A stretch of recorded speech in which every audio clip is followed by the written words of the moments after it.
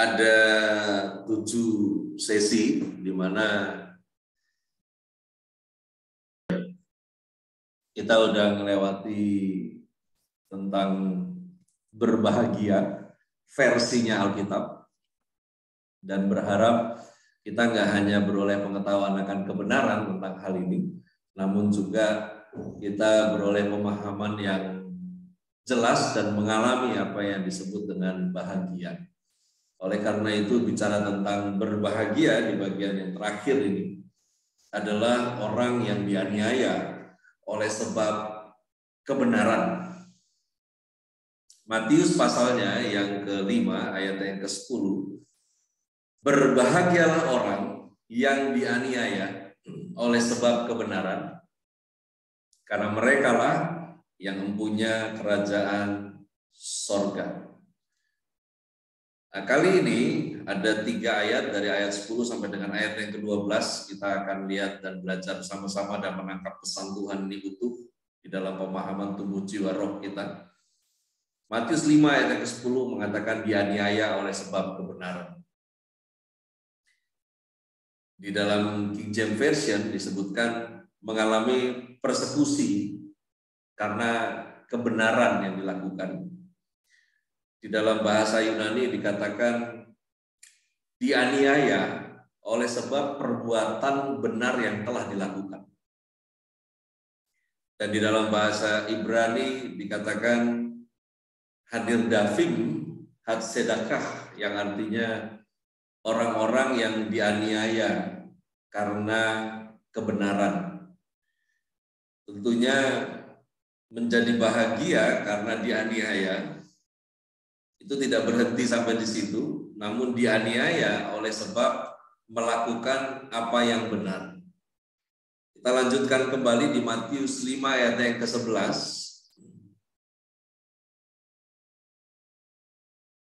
Matius 5 ayatnya yang ke-11, di sana tertulis, berbahagialah kamu jika karena aku kamu dicela dan dianiaya, dan kepadamu difitnahkan segala yang jahat.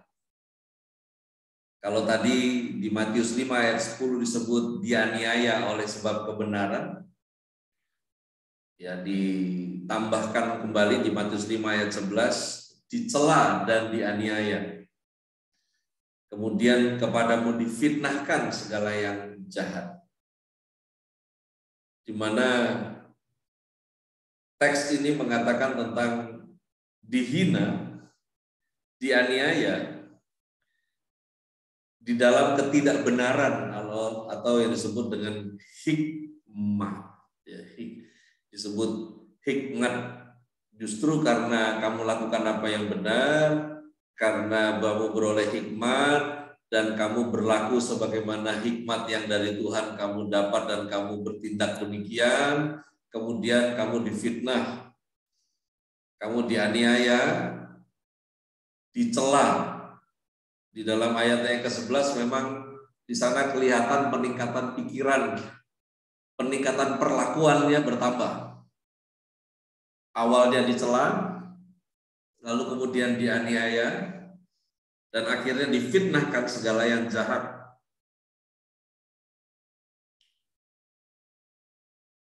Saya mau menyampaikan pesan ini, tapi juga tidak hanya secara roh yang kita harus tangkap, karena ini adalah berbahagia versi yang ekstrim.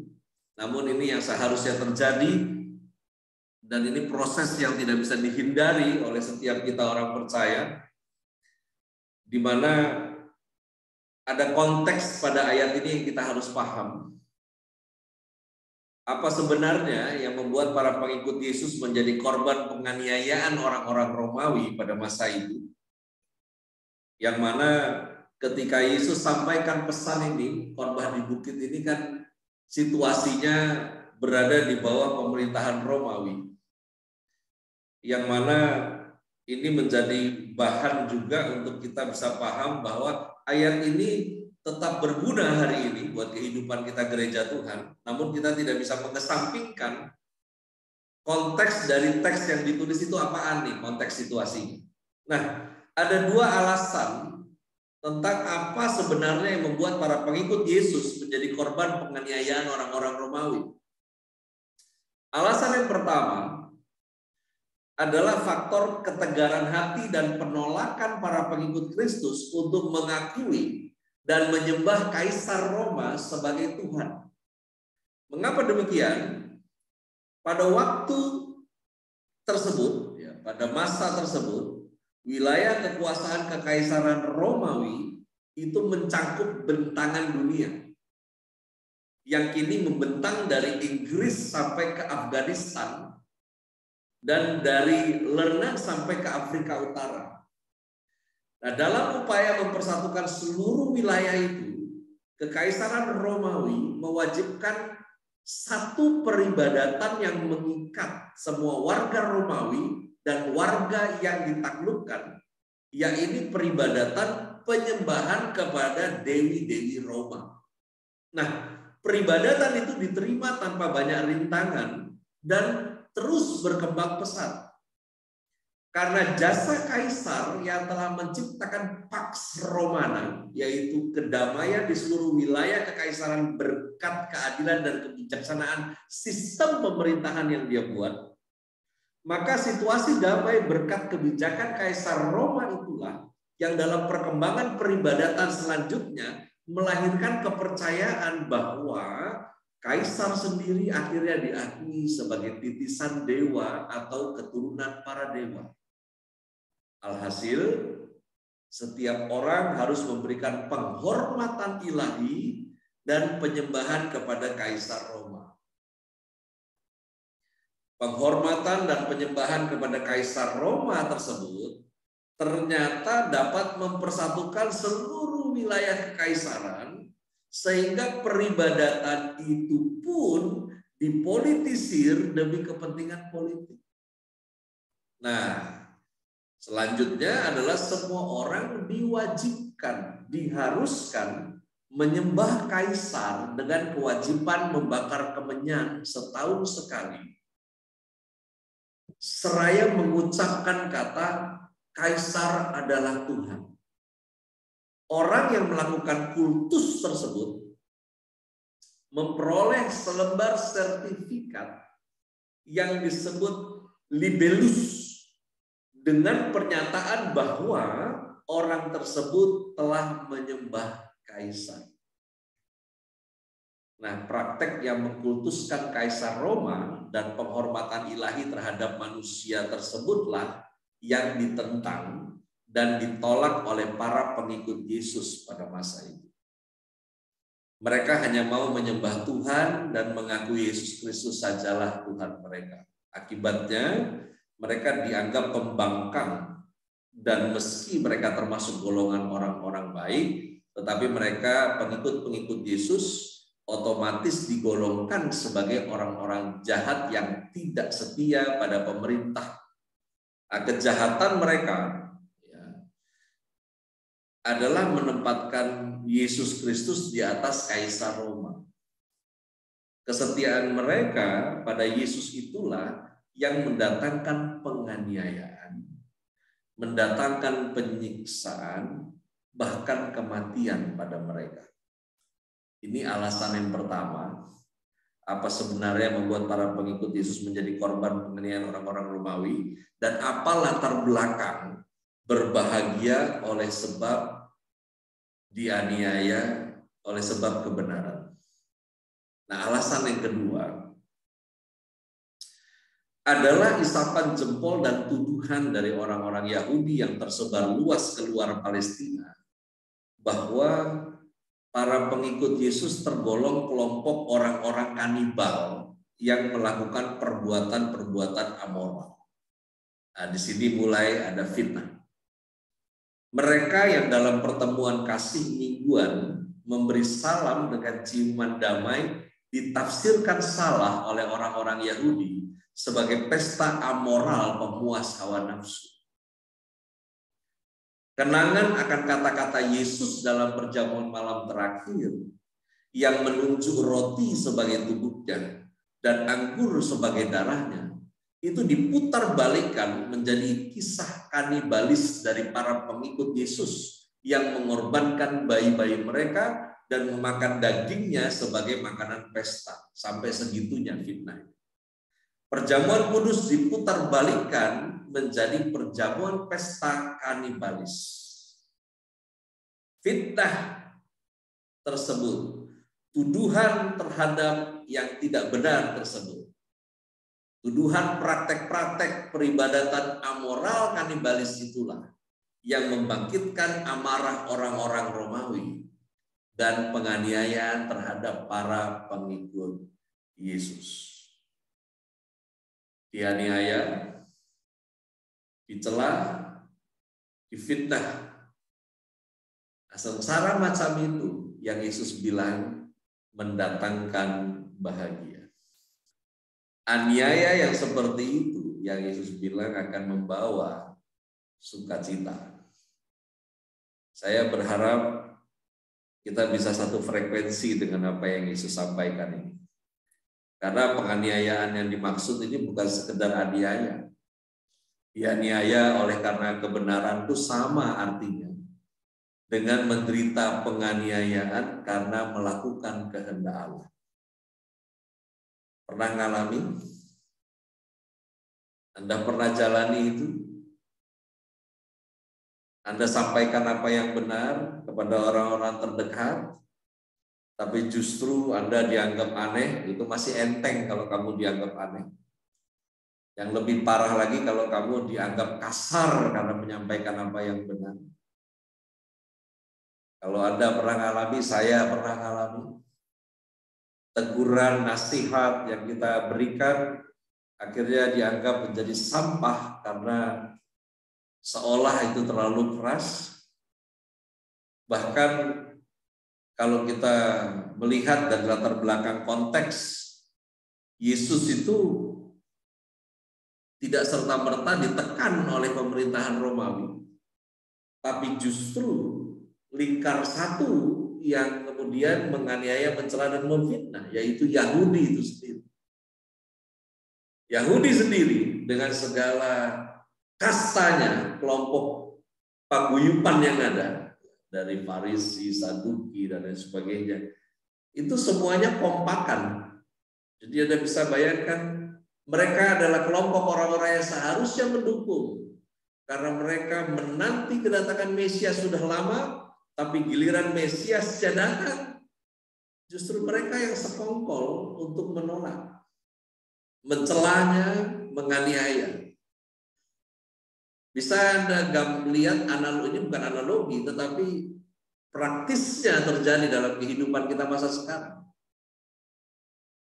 Saudara, sahabat, orang-orang yang berharap terjadi perubahan dalam hidupnya, lalu kemudian ada Anda di sekitar lingkaran kehidupannya, kemudian kamu melakukan apa yang benar untuk bisa bantu dia, tetapi tindakan benar yang kamu lakukan tidak hanya ditolak, tetapi kamu dicela.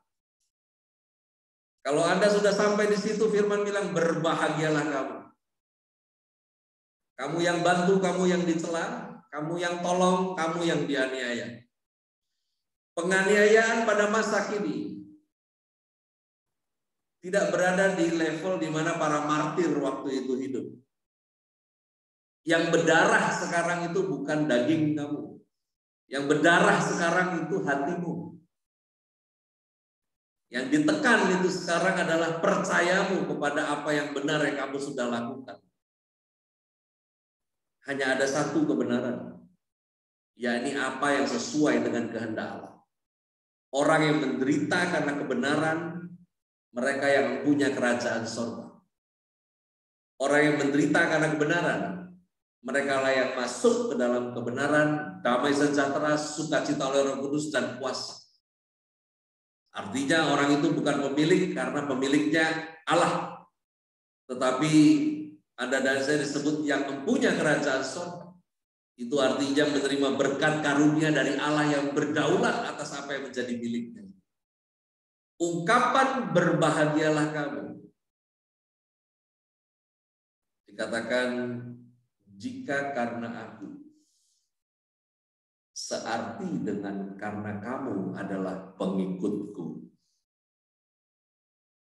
Maksudnya di sini Yesus berbicara dengan para muridnya sendiri. Jadi alasan mereka dicela, alasan mereka dianiaya, alasan mereka difitnah adalah karena mereka mengikut Yesus dan hidup menurut kehendak Allah. Dicela itu sama artinya dengan dihancurkan nama baiknya.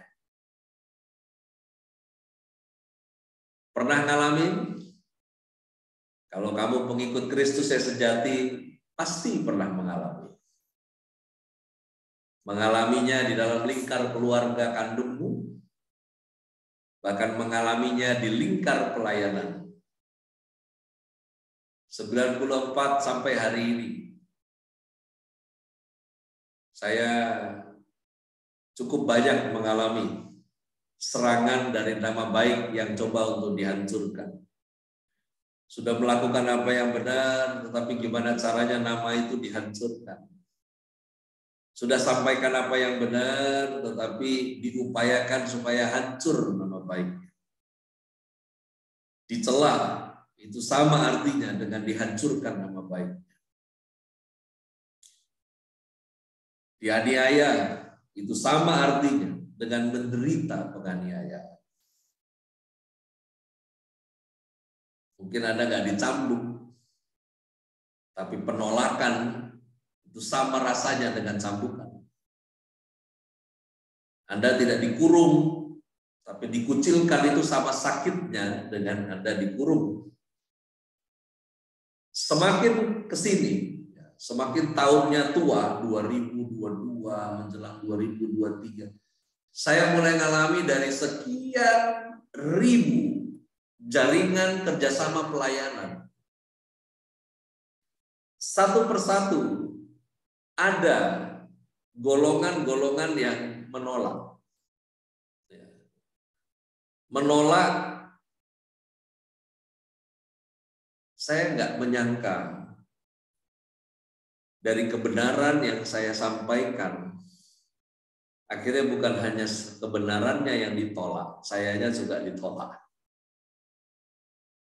Nah, ini satu sisi menyedihkan, tapi di sisi lain rupanya inilah kunci kebahagiaan, mau bertahan atau tidak.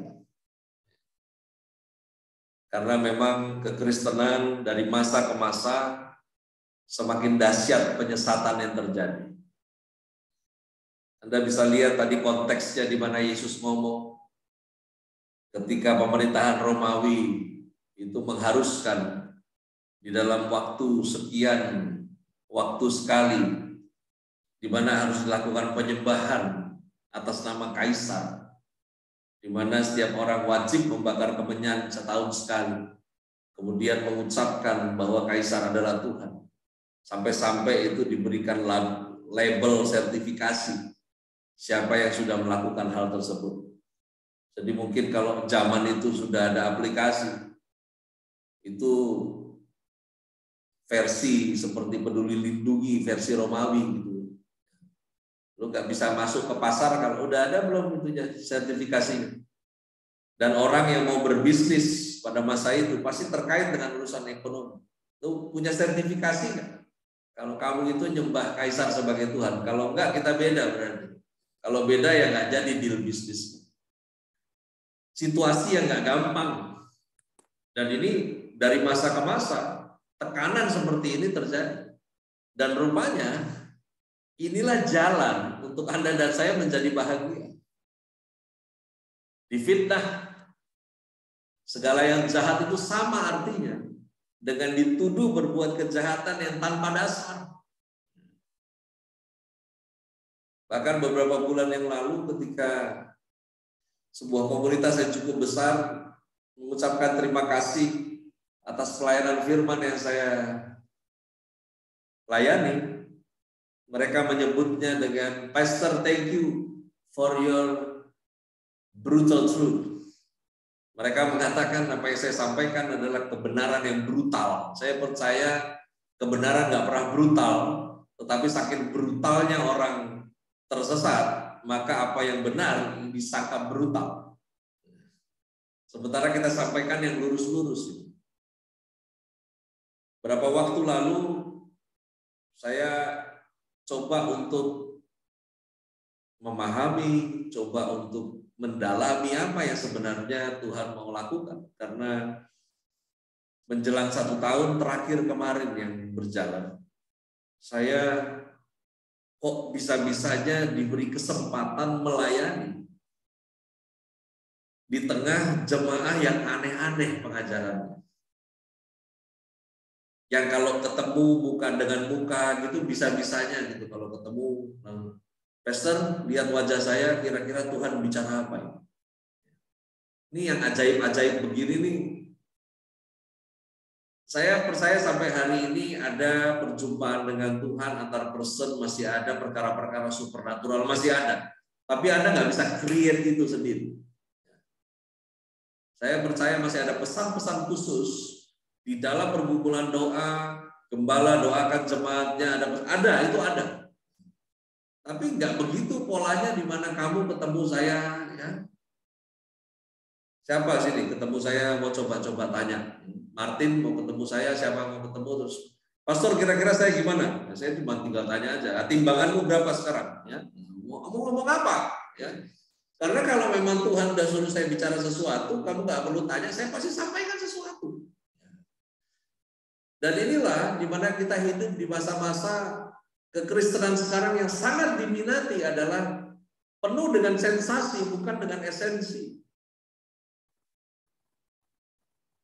Bicara tentang penglihatan,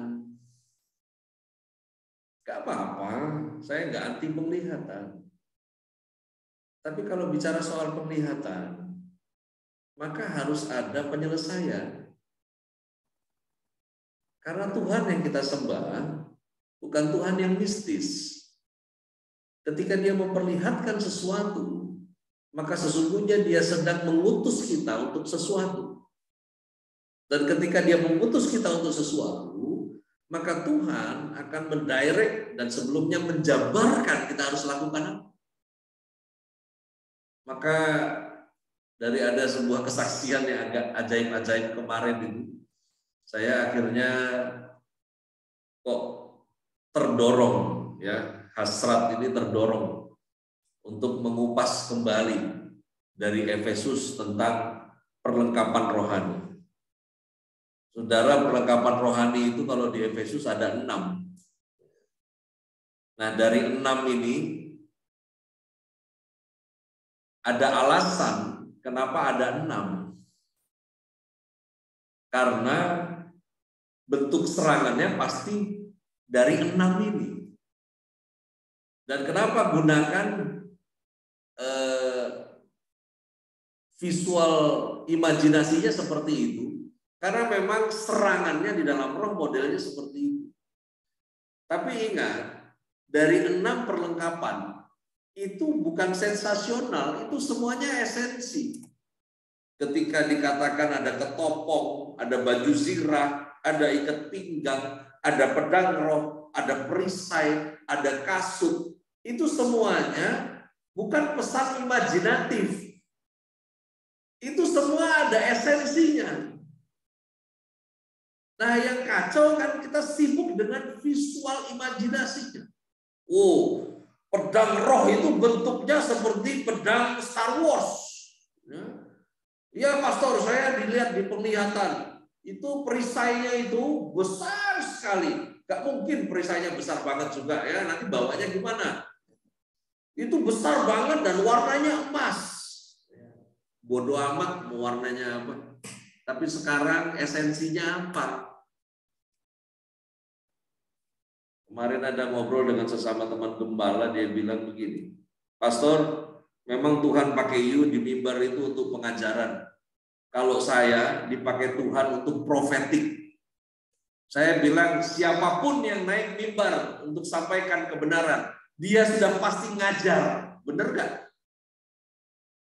Siapa yang di mimbar itu harus ngajar. Apa yang dia sampaikan itu ajaran. Nah kalau nggak ngajar, lu mau ngapain? Mau main badut-badutan di atas mimbar?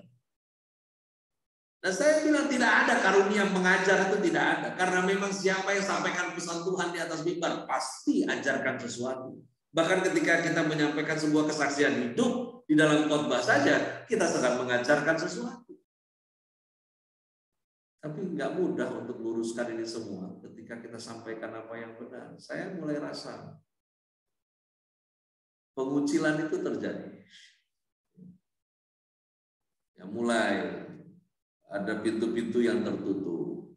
Tapi puji Tuhan, sekarang dengan pola digital, makanya ini kamar baru yang bisa digunakan ini semoga bisa jadi suara yang kuat untuk kebenaran di luar sana. Saya rindu tidak hanya saya, tetapi mereka yang mau percaya dengan benar dan tulus, dia akan bahagia. Oleh karena itu, ungkapan bergembira dan bersukacitalah, itu seharusnya memang begitu sikap orang yang berbahagia. Alasan sukacita itu berkaitan dengan masa depan. Yakni upah besar yang disediakan Allah di sorga. Upah itu berupa pemberian dari Allah. Pemberian yang mencakup segala anugerah Allah di saat kedatangan kerajaannya dalam kuasa kemuliaan. Pemberian itu bukan sekedar imbalan, tetapi rahmat. Nah, mereka yang menderita karena penganiayaan oleh sebab kebenaran demi Yesus, yang akan peroleh upah besar di surga. Ini bukan berita yang sekedar menyenangkan hati, memberi pengharapan yang emosional buat Anda dan saya, tapi sesungguhnya inilah realita di penghujung zaman dan realita kehidupan kekal. Upah yang besar di sorga itu nggak bercanda. Upah yang besar di sorga itu bukan berita hoax. Upah yang besar di sorga itu berurusan dengan kehidupan Anda nanti di kehidupan kekal. Jadi dalam kehidupan kekal tidak ada lagi yang namanya kesempatan untuk Anda dan saya berupaya untuk menjadi sesuatu. Karena upaya itu adanya di masa sekarang. Di masa sekarang bagaimana Anda hidup, Anda akan jadi apa nantinya, itu prosesnya sekarang. Menginjil Lukas, ya, di Injil Lukas itu melengkapi sabda berbahagia. Itu sekaligus dengan sabda celaka. Di Lukas 6 itu dikatakan, bahagialah kamu jika karena anak manusia orang membenci kamu, dan jika mereka mengucilkan kamu dan mencela kamu serta menolak namamu sebagai sesuatu yang jahat. Bersukacitalah pada waktu itu dan bergembiralah, sebab sesungguhnya upahmu besar di sorga. Karena secara demikian juga nenek moyang mereka telah memperlakukan para nabi. Jadi dibilang, ya, Lukas bilang jangan heran karena para nabi juga mendapat perlakuan yang demikian oleh karena kebenaran. Lukas mencatat, melanjutkan kembali, tetapi celakalah kamu, hai kamu yang kaya, karena dalam kekayaanmu kamu telah memperoleh penghiburanmu. Celakalah kamu yang sekarang ini kenyang, karena kamu akan lapar. Celakalah kamu yang sekarang ini tertawa, karena kamu akan berduka cita dan menangis. Celakalah kamu jika semua orang memuji.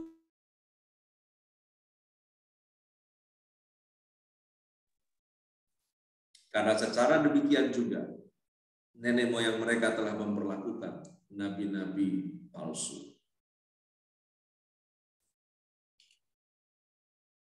Gelar anak manusia diterapkan pada diri Yesus yang mengalami penderitaan dalam karyanya maupun Yesus yang diyakini sebagai anak manusia yang akan datang. Kalau karena anak manusia orang tersebut dianiaya, kalau oleh karena anak manusia tersebut Anda dibenci, dikucilkan, dicela, Firman bilang bahagia kamu sekarang. Karena aniaya itu akan mendatangkan keselamatan. Percayalah bahwa ada kondisi sosial di dalam kehidupan kekal. Gak sembarangan. Anda bukan sekedar hidup selamanya lalu kemudian anti gravitasi di sorga, bisa melayang sana, melayang sini. Enggak gitu. Belum lagi kamu dibohongin sama WL yang bilang, nanti di sorga kita cuma memuji dan menyembah. Enak aja, di sorga kegiatannya cuma gitu doang. Kalau di sorga isinya cuma muji buat nyembah, ngapain juga kita di sini repot-repot. Emangnya kamu juga nggak pegel muji nyembah sepanjang masa? Ya, ada kehidupan di sana bersama dengan Tuhan. Dan sekaligus ada strata sosial kekekalan di sana. Ayat 12 dari Matius 5 dikatakan bersukacita dan bergembira karena upahmu besar di sorga.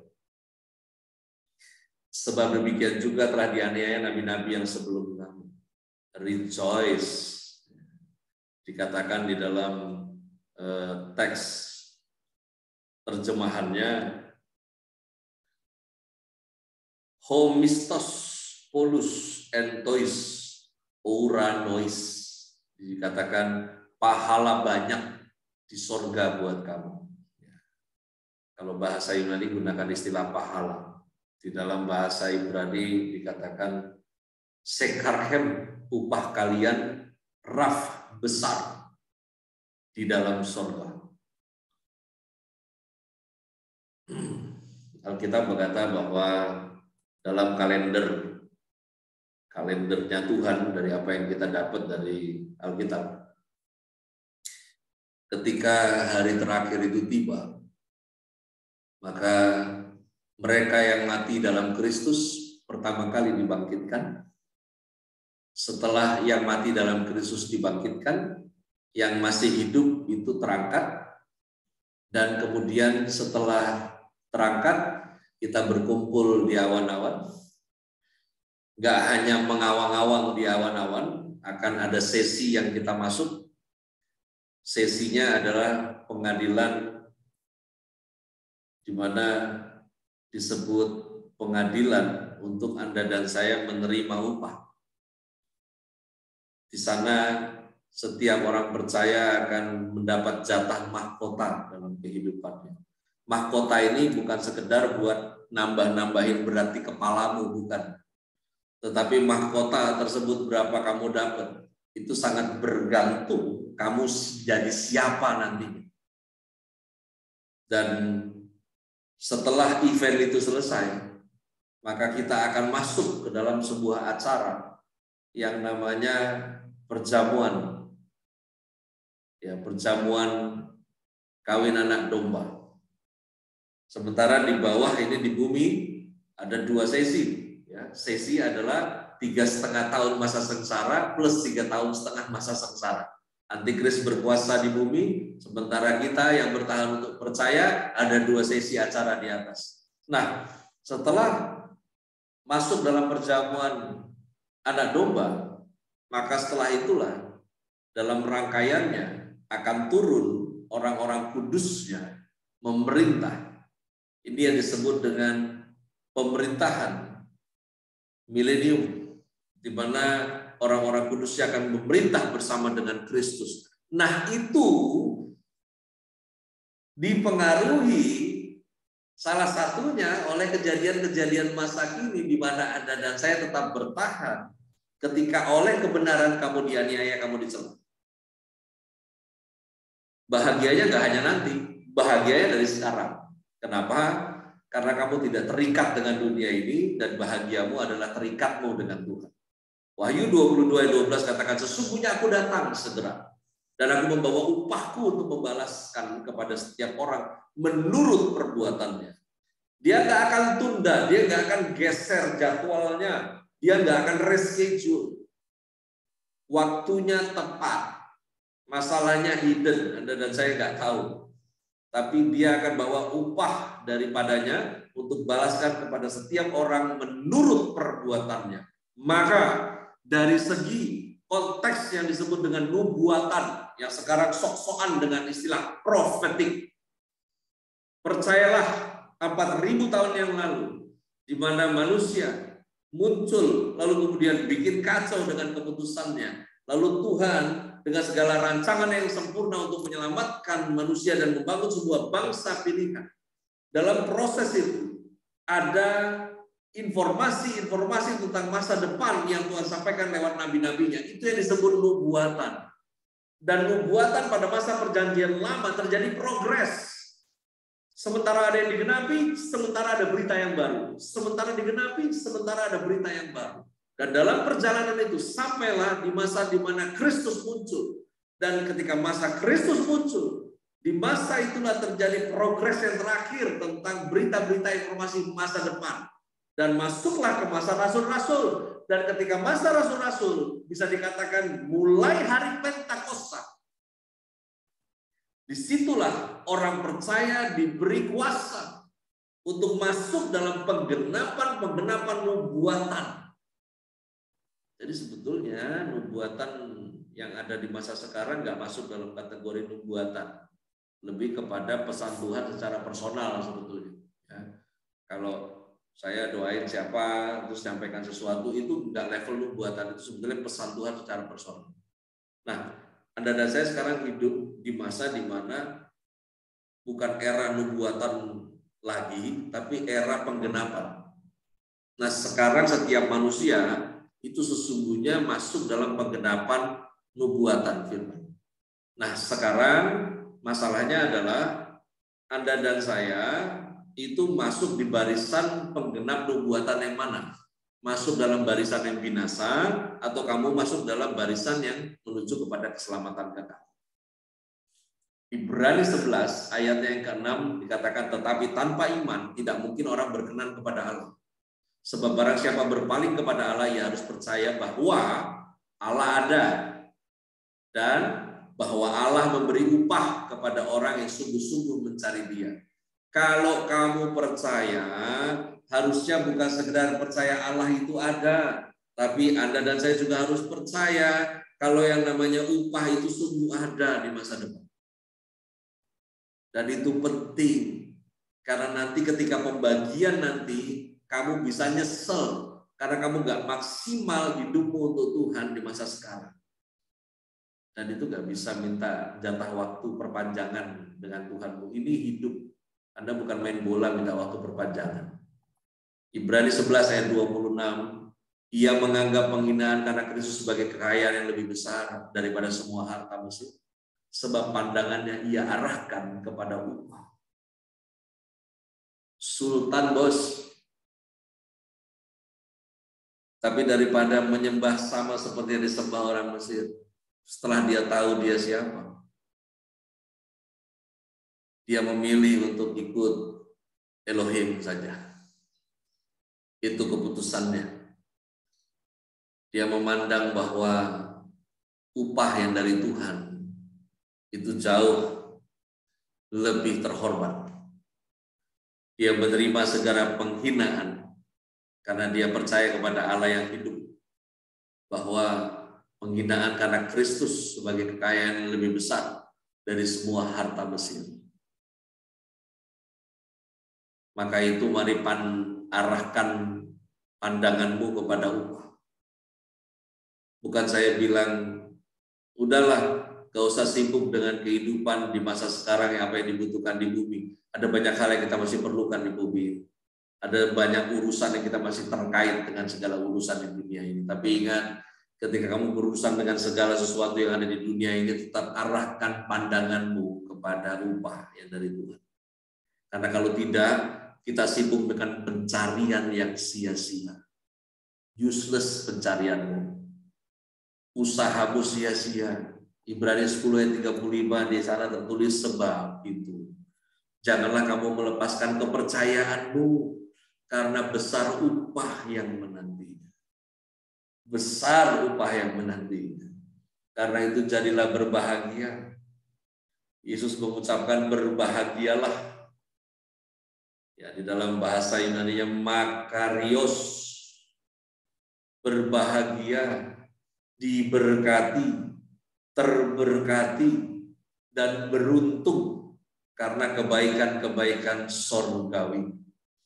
Orang yang diberkati itu pasti bahagia. Bahkan konteksnya dikatakan bukan sekedar dia diberkati, tetapi terberkati. Terberkati itu di mana Anda dan saya diberi restu kemarin, hari ini, dan di masa depan. Restu Tuhan itu penting. Kalau saya udah bilang berkat otaknya jangan ke duit. Terberkati dan beruntung. Apa yang dibikin jadi berhasil. Kenapa? Karena Tuhan beri restu.